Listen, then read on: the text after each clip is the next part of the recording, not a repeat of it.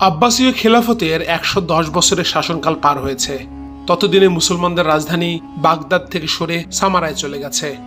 খলিফাদের উপর তুর্কি সেনাদের কর্তৃত্ব প্রচন্ড রকম বেড়ে গেছে। এমন সময় ৮৬১ সালে আব্বাসীয়দের দশম খলিফা আল মুতাওয়াক্কিল নিহত হন তারই তুর্কি সেনাদের হাতে। এরপর শুরু হয় এক ভয়াবহ গৃহযুদ্ধ। ৮৬১ থেকে ৮৭০ এই ৯ বছরে মোট ৫ জন খলিফা হত্যার শিকার হন। ক্ষমতার কেন্দ্র তখন চরকির মতো ঘুরছে। খলিফাদের অনুগত সৈন্য আর অনুসারীরা নিজেদের মধ্যে মারামারি আর হত্যাকাণ্ডে লিপ্ত হচ্ছেন। রাজধানী সামারা তখন এক নৈরাজ্য আর নৃশংসতার শহর। ইতিহাসে এই ৯ বছর সামারার নৈরাজ্য নামে পরিচিত।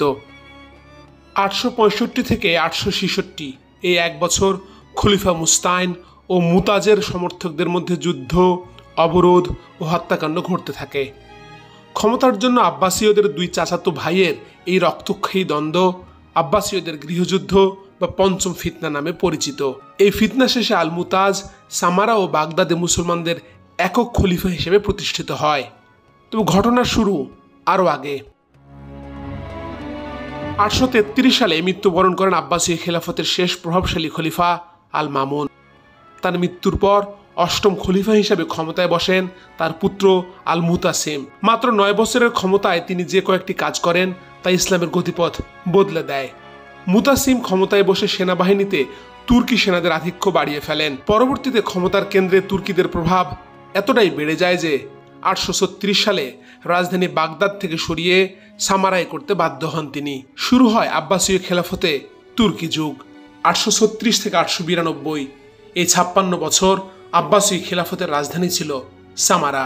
খলিফারা তখন বিভিন্ন বিদ্রোহী সামরিক গোষ্ঠীর হাতের পুতুলে পরিণত হতে শুরু করেছেন। খলিফা আল মুতাসিমের পর আল ওয়াসিক ও আল মুতাওয়াক্কিল সিংহাসনে আরোহণ করেন। খলিফাদের মধ্যে মুতাসিমের রাজত্বকাল ছিল অপেক্ষাকৃত সমৃদ্ধশালী। আল ওয়াসিক ছিলেন শিল্প সাহিত্যের পৃষ্ঠপোষক আর আল মুতাওয়াক্কিল ছিলেন ধর্মীয় গোলামিতে আচ্ছন্ন এক শাসক। যদিও তিনি ইসলামের মুতাজিলা নামে এক বিতর্কিত ধর্মীয় ধারার উৎখাত করেছিলেন, তবু অনেকের কাছে তিনি আরবদের নিরো নামে খ্যাত হয়েছিলেন। ৮৬১ সালে মুতাওয়াক্কিলের হত্যাকাণ্ডের পর ক্ষমতায় বসেন তার পুত্র আল মুনতাসির। তাকেও ৬ মাসের মাথায় বিষ প্রয়োগে হত্যা করা হয়। তুর্কি সেনারা এরপর ক্ষমতায় বসান তার চাচাতো ভাই মুস্তাইনকে। এ সময় তুর্কি সেনাদের মধ্যে বিভক্তি দেখা দেয়। কেউ সমর্থন করেন মুস্তাইনকে আর কেউ কেউ চান নতুন খলিফা। সংকট এমন ঘনীভূত হয় যে খলিফা মুস্তাইনের সামারায় অবস্থান করাই তখন বিপজ্জনক হয়ে উঠেছিল। এ সময় তিনি কিছু তুর্কি সেনাপ্রধান ও গভর্নর তাহিরির সাহায্যের আশ্বাসে ৮৬৫ সালে বাগদাদে চলে যেতে সমর্থ হন। এবার সামারায় তুর্কি সেনাদের বাকি অংশ নতুন খলিফা নির্বাচন করেন আল মুতাজকে। তখনও খলিফা থেকে পদত্যাগ করেনি মুস্তাইন। একসঙ্গে তখন মুসলিম বিশ্বে 2 খলিফা, বাগদাদে মুস্তাইন আর সামারায় মুতাজ। এক কঠিন সংকটের মুখে পড়ে মুসলিম শাসন কেন্দ্র। একক খলিফা নির্ধারণের জন্য তখন যুদ্ধ অবশ্যম্ভাবী হয়ে পড়ে। মুতাজ সমর্থিত তুর্কি সেনারা এবার বাগদাদ অবরোধ করে। অনেক আলাপ আলোচনায় শেষ পর্যন্ত ফলাফল না হওয়ায় তাহিরি সমর্থিত মুস্তাইন ও তুর্কি সেনা সমর্থিত মুতাজের অনুসারীরা যুদ্ধে লিপ্ত হয়। কয়েক হাজার মানুষ নিহত হয় এই সকল যুদ্ধে। 1 বছর ব্যাপী চলা এইসব খণ্ড খণ্ড যুদ্ধ বেশিরভাগই হয়েছে বাগদাদে, ইসলামে যা পঞ্চম ফিতনা নামে পরিচিত। শেষ পর্যন্ত এই যুদ্ধে মুস্তাইন পরাজিত হয় এবং তাকে হত্যা করা হয়। আর আল মুতাজ এককভাবে 13তম আব্বাসীয় খলিফা নির্বাচিত হন। এর ফলে ক্ষমতা আবারও ফিরে আসে মুতাওয়াক্কিলের সন্তানদের কাছে।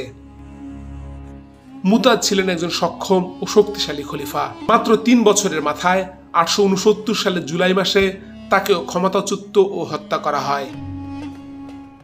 কিন্তু তখনও সামারার নৈরাজ্য থামেনি। এবার ক্ষমতায় বসানো হয় মুতাজের আরেক চাচাতো ভাই মুতাদিকে। তিনিও খলিফাদের কর্তৃত্ব শক্তিশালী করার উদ্যোগ নিয়েছিলেন। কিন্তু ৮৭০ সালের জুন মাসে তাকেও হত্যা করা হয়। এরপর ক্ষমতায় বসেন মুতাওয়াক্কিলের 3য় সন্তান আল মুতামিদ।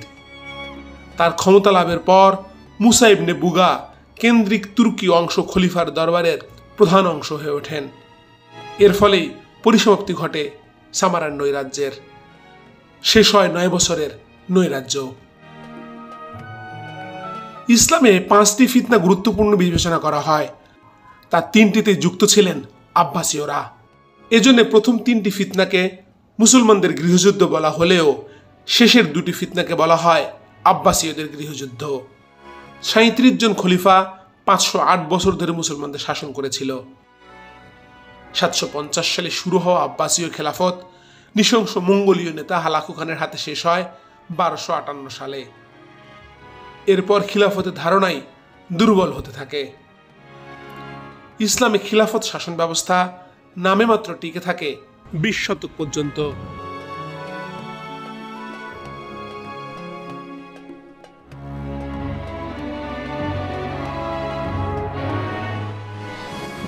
ফিতনা নিয়ে আমাদের 5 পর্বের ধারাবাহিকের এটাই ছিল শেষ পর্ব।